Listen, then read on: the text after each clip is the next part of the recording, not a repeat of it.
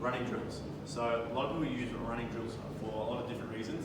What I want to break down in this video is commonalities in terms of how we use them from a sprinting perspective and also a training perspective, and how we use them to find out more about how people move and how we need to identify what exercises we should be using from them. So I'm going to take you through a bit of a flow of some of the exercises that we use, and I'll break down and talk about why we use them. First one, I like to use a slow one where I can start to see sight on how the athlete's moving and identify key areas in their movement patterns that we need to address. So the first one I'll get them to do is a basic heel-toe walk. So all I'm going to get them to do is touch down with the heel and get them to push through the toe. It's a really effective exercise because it addresses us how well the athlete controls their gait cycle. What we should see is we should see a rear foot touchdown and a front foot push off. So we want that heel to touch down and then roll through, pushing off the big toe. So all it is, touch down the heel, push through the toe. Touch down the heel, push through the toe, heel, toe. And just looking for how well they control their balance. The arms should just naturally sway, not forcing or cueing or coaching anything. And we get that heel touch down, push through the toe. Because we're slowing it down, it gets a little bit awkward when you start to find out if there's balance issues or control issues. What's important to understand as well, because it's slow, we're not using the elastic systems in the muscle properties, we're just using that muscle belly and that strength control. So athletes that bias using the elastic system might find that they break down a little bit with these movements. The next one we encourage there is just an A march into that. So again, still heel to toe, but now I'm lifting that knee into it, and that's going to require coordination through the arms as well. So I still push through the toe, and that knee, if the synchronization and coordination is right, will rise at the same time. What we can get is breakdowns in movement where the timing is off, and then they strike through that front half of the foot. So again, we're focusing on that heel toe the whole time. So really, really simple, again, focusing on that coordination and control. The next one, whilst it's slightly more an acceleration movement, it still starts to tell us more about how the athletes move. In particular, how they use their chest and their body weight to distribute how they lean and move. So it's a sprinter lunge. It requires the arm coordination as well, so it flows well after the last movements, and it requires organisation of movement from the centre of mass. So all I'm going to get them to do is to go into that A position. They're going to lean from their chest and they're going to catch the lunge position. So it's going to look like this: fall, catch. Stand tall, drive through the leg, fall, catch. When I rise, I'm getting that toe push off. So I always want that big toe push off. Fall from the chest and then catch. Tall, fall, catch. We break it down nice and simple with those cues as well. Common area we look for with this is when they're in this position, do they reach and extend through this leg? If they're a distance runner or a running-based athlete, they'll have a bias to reach out in front. So all we're trying to do is encourage that lean from the centre of mass. Toe comes off and I catch. Fall, and catch. So that exercise alone starts to tell us a fair bit about how that athlete's moving. When we progress from that, the next thing we like to do is continue that marching pattern where we're looking for synchronization and coordination of movement. So what I'm going to focus on now is that A march, continuous. And the biggest thing is, as I'm moving forward with this, is that my strike pattern is right underneath my hip. So I'm staying nice and efficient and I'm not reaching out in front.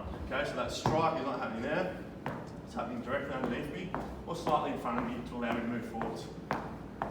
What we can do with that is we can simply speed it up as they go. So once they get comfortable, the arms are moving in the right synchronization, it just becomes faster.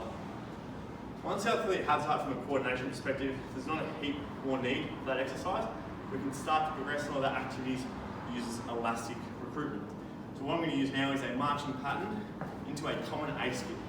So from here, I'm going to skip on the ground. All I'm focusing on is rhythm and coordination first. Once I have that control, the athlete has that control, then we take it forwards. Now the reason we want that to follow the march is because that march is going to ensure where that foot contact happens with the ground. Once we add the complexity of the elastic component, it's going to make sure that accuracy in the movement's a lot more appropriate. Once we have coordination, now we're going to look for productiveness of force. So what I'm going to encourage athletes to do is to move faster through that. So I'm going to start march, skip. Once I have that rhythm, we're going to get faster with it. So now I'm starting to overload that skill by increasing the complexity of the cognitive interference by the speed of the movement. Once we're comfortable with that from a coordination perspective, the next challenge is trying to overload that system through a strength component. So in this component, I'm going to add 3 skips on one leg to overload that elastic demand. So what that's going to look like is on one leg, 1, 2, 3, switch, 1, 2, 3.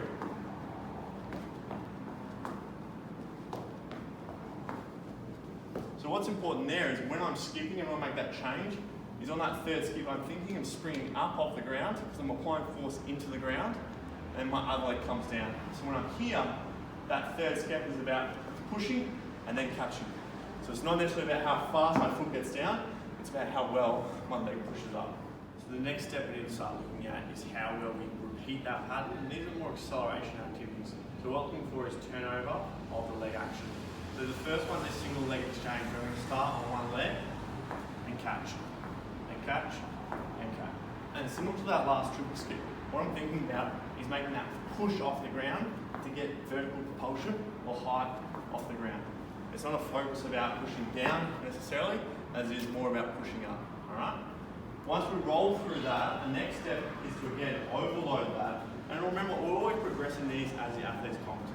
So if they're finding that hard, then that's all we need to do. We stay with that, and once that becomes appropriate loading, we increase the dose. So the triple exchange will look like this.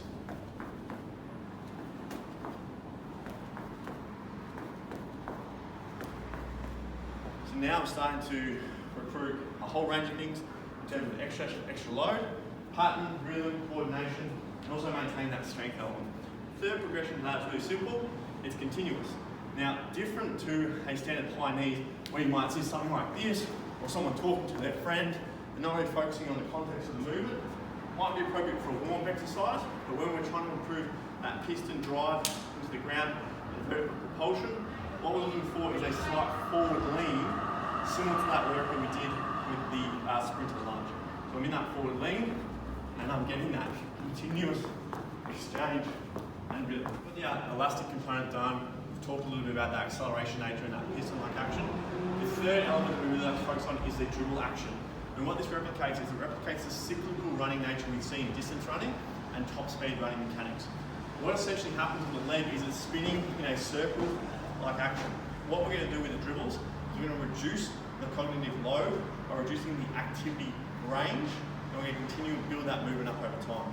So the goal is to nail it over the ankle distance, then we move to the mid-shin, and then we'll finally move to the knee movement.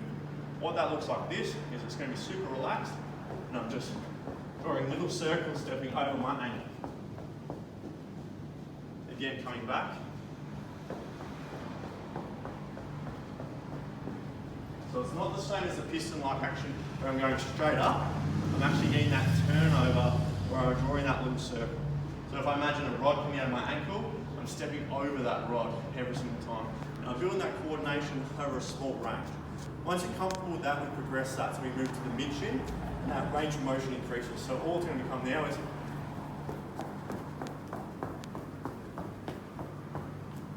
really, really simple. Now what you find with this, and you notice I haven't talked much about foot strike, is naturally your foot will strike where it's appropriate. So rather than focusing on where the foot should strike, what we like to think about is the foot will strike based off the speed you're moving at. The slower we're moving, the more time we spend on the ground, so therefore I will contact with more foot contact, which means I'll contact further back on the foot. The faster I'm moving, the less time I'm spending on the ground, which means I'm going to contact more on the front half of the foot. So I'm never worried too much about prescribing it per se, but as a general rule of thumb, when you're doing the dribble work, small running cycle, ankle dribbles, you're going to be more heel dominant. Once you move to the knee dribble, you're going to be more toe dominant. Same with the speed of those activities. When you're doing the slower activities, the heel toe walk, we obviously want to encourage that heel touchdown first. When we progress with the faster movements and the skips, you're not going to have time for that heel to come off the ground. So we'll progress with the high knees now. This will be the high knee dribble.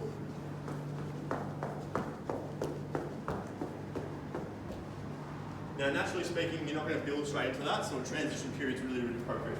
If you've got more space, it'll look something like this, where I'm going to transition ankle, calf, knee.